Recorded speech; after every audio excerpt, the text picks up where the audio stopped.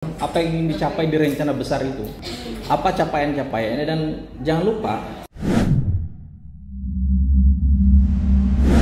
Pak Kadis, saya sebenarnya banyak jawaban, cuma saya ingin fokus ke rencana induk perikanan terpadu tadi yang Bapak sampaikan sudah ada sejak 2017.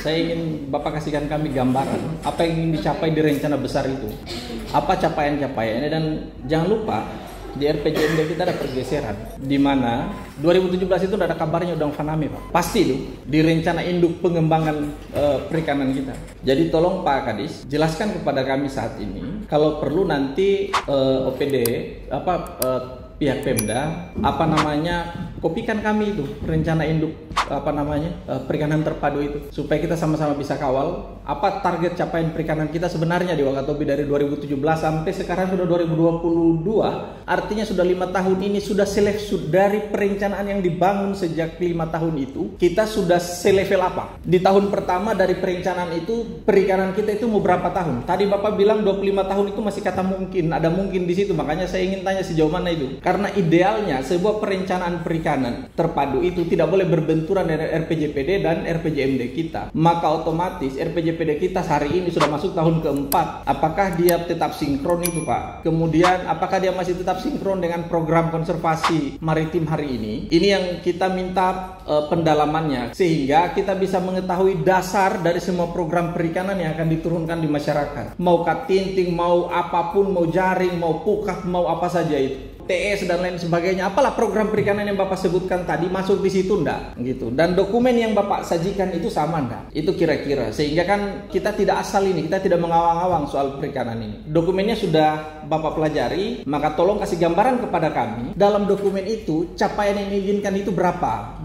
step, hari ini sudah di step yang mana, kemudian dalam menunjang step itu program pemerintahan yang baru hari ini masuknya di mana melalui RPJMD, berubah enggak itu, dan di Wakatobi adaptif hari ini, kemudian di depan di 2023 juga sudah seperti apa. Harus ada gambaran soal itu, Pak, supaya kita tidak hanya sekedar narasi, tapi memang punya plan yang terukur dari tahun ke tahun. Tolong ini yang dijelaskan secara terperinci. Jangan kita terlalu banyak bicara di yang lain karena kita sudah punya rencana induk seperti yang Bapak bilang tadi. Seingat saya di RT RW kita, Binonggo itu adalah pusat industri perikanan di RT RW yang dibentuk di Kabupaten Wakatobi, dan menindaklanjuti program itu sempat ada penganggaran untuk membangun cold storage di Pulau Binonggo. Kalau saya tidak salah saat itu disepakati 2 titik yang saat itu sedang diperdebatkan antara Makoro atau One-One saat itu, dan saat itu One-One Palahidu Barat itu adalah yang siap tempat. Kalau saya tidak salah ingat ya, sekarang sudah seperti apa posisinya itu? Kan kalau ada pembatalan apa semua, kita mohon konfirmasi soal itu supaya kita bisa tahu. Karena saya sempat ingat betul ada bahasa bahwa di kemudian hari ada ikan kaleng di Binonggo, pusat ikan kaleng dibikin dan lain sebagainya itu. Nah, ini